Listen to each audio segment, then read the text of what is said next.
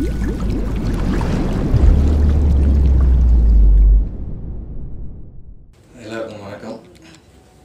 படம் என்ன பேசுறது தெரியல, ஏன்னா ப்ரிப்பேரே பண்ணல. வேலை செஞ்சுட்டே இருந்ததில் ப்ரெசன்டேஷன் எப்பயுமே விட்டுருவோம். நான் எவ்வளோ வேலை செய்வோம், ஆனால் வெளிப்படுத்திக்காம எப்பயுமே போயிடுறது தான்.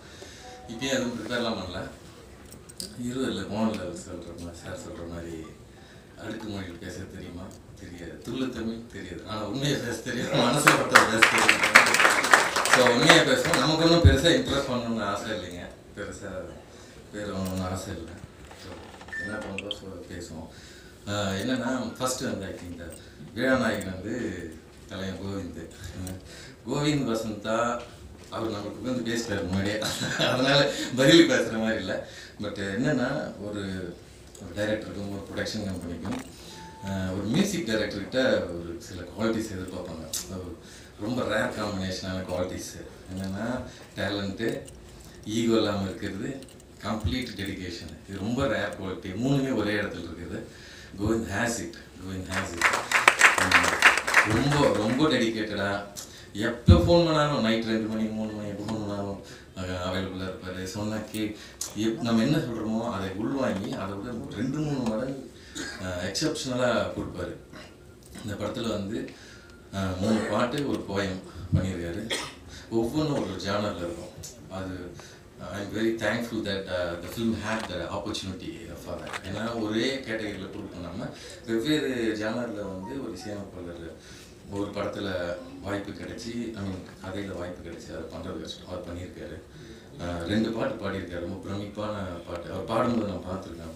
இப்படி வாயை பொழுது அடியாமல் பார்க்குற மாதிரி இருக்கும். ஹை பிச் அப்படி போகிறான் நாய்ஸமாக உள்ளேருந்து கேட்கும்போது ஒரு பேத்தோஸ் சாங் இருக்குது. கேட்கும்போது கண் கலவும்.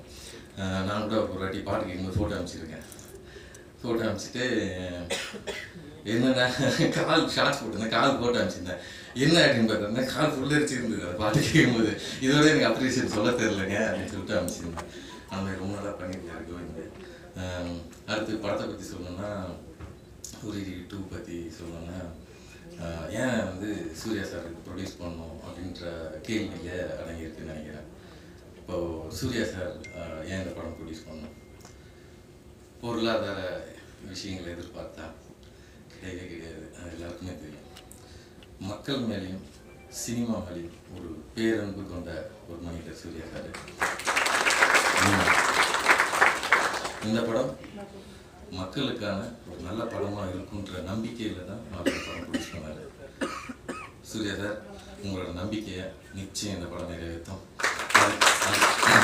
அதுக்கான உழைப்பை நம்ம எல்லோரும் சேர்ந்து கொட்டியிருக்கோம். ஸோ கண்டிப்பாக நடக்கும். இப்போ 2D என்டர்டெயின்மெண்ட் நிறுவனம் வந்து again it's a dream for any director. ஒரு டைரக்டருக்கும் ஒவ்வொரு நடிகருக்கும் ஒவ்வொரு கலைஞர்களுக்கும் 2D என்டர்டெயின்மெண்ட் நிறுவனம் வந்து ஒரு ட்ரீம் கம்பெனி நான் சொல்லுவேன். நேற்று கூட ராஜா சார்ட்ட சொல்லிட்டேன். ஏவிஎம் நிறுவனம்லாம் நம்ம படம் பண்ணும்போது நம்ம பார்த்துருக்கோம். நம்ம அந்த நிறுவனம் பற்றி பெருசாக தெரியாட்டையும் ஒரு பெரிய ஒரு மரியாதை இருக்கும்.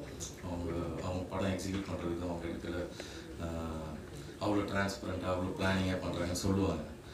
நம்ம ஒர்க் பண்ண வாய்ப்பு கிடைச்சதில்ல. நான் எனக்கு 2Dயில் கிடச்சிருக்கு. நான் பார்த்துருக்கேன். சரியான ஒரு பிளானிங் இருக்கும், பக்காவான ஒரு திட்டமிடல் இருக்கும். கேட்டு எல்லாமே கிளியர் பண்ணிட்டா அதுக்கு மேலே திரும்ப விஷயங்கள் பேசுகிறதோ ஸ்ட்ரெஸ் கொடுக்குறது எதுவுமே அவ்வளோ தெளிவாக பிளான் பண்ணி சொன்ன தேதியில் ஆரம்பித்து சொன்ன தேதியில் படம் எக்ஸிக்யூட் பண்ணி ஒரு தொய்வு இல்லாமல் படத்தை முடிக்கிறது. ஒரு படத்துக்கான process pre production, shoot, post production, release, audio launch, release வரைக்கும் ஒரு தொய்வு இல்லாமல் ஒரு படம் எக்ஸிக்யூட் பண்ணுறது வந்து ரொம்ப ரொம்ப ரேர். தமிழ் சினிமாவில் 200 படம் ரிலீஸ் ஆகுதுன்னா எனக்கு தெரிஞ்சு 150 படத்துக்கு மேலே இதில் எல்லாத்துலேயுமே பிரச்சனை இருக்கும். அது எவ்வளோ வலி கொடுக்குன்றது sir I know it. But அந்த மாதிரி எதுவும் இல்லை. நான் ரொம்ப பேசவே வரல.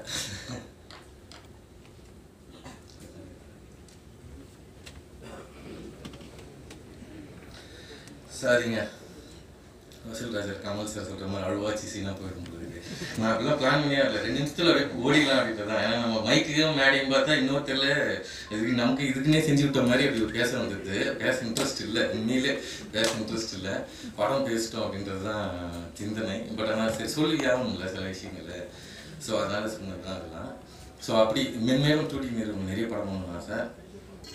இப்போ படம் முடிஞ்சதுனால நான் இது பேசுகிறேன். இது வரைக்கும் நான் வெளியே சொன்னது இல்லை. ராஜா சட்டை விட நேர்த்தா சொன்னேன், இது வரைக்கும் சொன்னது இல்லை. ஏன்னா என்னன்னா படம் பண்ணும்போது நம்ம பேசணும்னா அது சொம்பு தானே அது. ஸோ அப்படிதான் நினைச்சிடக்கூடாதுன்றதுனால நிறைய ப்ரெஸ்லையும் சரி ரிவ்யூவர்ஸ்டையும் சரி நான் ரொம்ப பழகவே மாட்டேன், ட்ரை பண்ணதில்லை, ட்ரை பண்ண போகிறோம். ஏன்னா வீட்டுக்கு நல்ல விமர்சனம் கொடுத்துட்டாங்க. ஸோ அப்போ நம்ம நெருங்கி பழகிறோம், நல்லா பழகிறோம்னு வச்சுங்களேன், ஏதோ நான் ஒரு இன்டெரக்டாக நான் ஒரு ப்ரெஷர் கொடுக்கறது தான் நான் ஃபீல் பண்ணுறேன். அடுத்த படத்தை அவங்க ஏதாவது சரியாக இல்லைன்னா அவங்க சொல்கிறதுக்கு ஏதோ ஒரு வகையில் அவங்களுக்கு நம்ம ஒரு ப்ரெஷர் கொடுத்துருக்கூடாதுனால விலகியே நிற்கிறது. இப்போ நம்ம கம்பெனியில் அப்படி தான் விலகி தான் இருந்தது நிறைய விஷயத்தில். பட் இப்போ படம் முடிச்சிட்டோம், ஆல்மோஸ்ட் ரிலீஸ் ரெடியாச்சுன்றதுனால இதை நான் சொல்கிறேன். ராஜா சார்லாம் நான் சும்மா பேருக்கு தான் ராஜா சார்னு சொல்லுவேன் தவிர அவர் எனக்கு அண்ணன் மாதிரி தான் எப்பயுமே ஒரு உணர்வு. அவரெல்லாம் பயங்கரமாக ஒர்க் பண்ணியிருக்காரு. ஓகே, அடுத்து டூடி நிறைய படங்கள் பண்ணோம், நிறைய இயக்குநர்களுக்கு கம்பெனியில் படம் பண்ண வாய்ப்பு கிடைக்கணும். அடுத்து வேறு என்ன சொல்கிறதுன்னா ப்ரெஸ்ஸு வந்து இப்போ நம்ம வந்து ஹாஸ்பிட்டல் போகிறோம்னு வச்சுங்களேன், யாரும் நம்ம குடும்பத்தில் யாரையாவது ஒருத்தர் காப்பாற்றிருப்பாங்க ஒரு டாக்டர். அவங்களுக்கு வந்து அது வந்து ஒரு அவங்களோட டியூட்டி, டாக்டருக்கு வந்து அது டியூட்டி, அவ்வளோதான். நான் யாரையும் செஞ்சேன் அவ்வளோதான். ஆனால் அது காப்பாற்றப்பட்ட உயிருக்கு வந்து மிகப்பெரிய விஷயம், எவ்வளோ வருஷம்னாலும் மறக்க மாட்டோம். அப்படிதான் எனக்கு ப்ரெஸ்ஸு. உரியடிக்கு வந்து ப்ரெஸ்ஸு பண்ணதெல்லாம் பெரிய விஷயம். அந்த ப்ரெஸ்ஸில் யாருமே தெரியாது உரியடி பண்ணும்போது. ப்ரெஸ்ஸில் சினிமாலே யாருக்கும் தெரியாது. But that was celebrated by press. Thank you very much. And finally தேங்க்ஸ்ன்னு வந்து இதெல்லாம் விரும்பவே இல்லை நான். அதுதான் படம், இதுக்கு தான் ஆக்சுவலாக படம் எங்களுக்கு வேணால் டைரக்ட் பண்ணலான்னு இருக்கிறேன். ரொம்ப அப்சஸ்டாக போயிட்டுது மைண்டு, எனக்கு டிஸ்டர்ப் பண்ணி. ஸோ அடுத்தது வந்து டெக்னீஷியன்ஸ்லாம் தேங்க்ஸ் சொல்லி படத்தை என்னதாக்கி சொல்ல எனக்கு விருப்பம் இல்லை. படத்தில் ஒவ்வொருத்தருக்குன்னா இப்போ மந்தியூர், தென்காசி, குற்றப்பணமாக ஷூட் பண்ணுவோம்.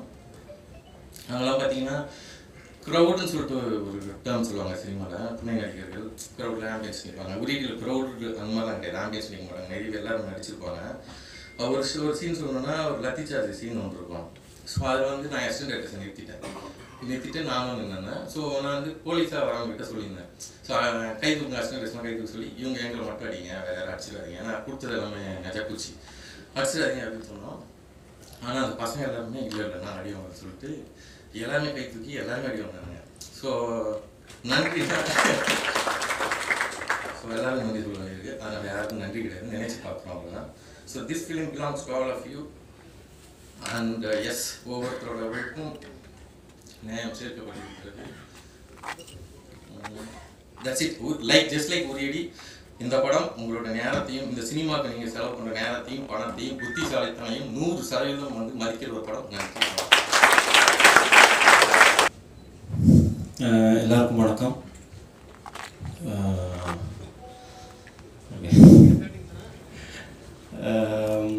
தமிழ் கரெக்டாக பேச வராது, ஸோ ஜெனரலாக சொல்கிறது தான் கண்டிப்பு.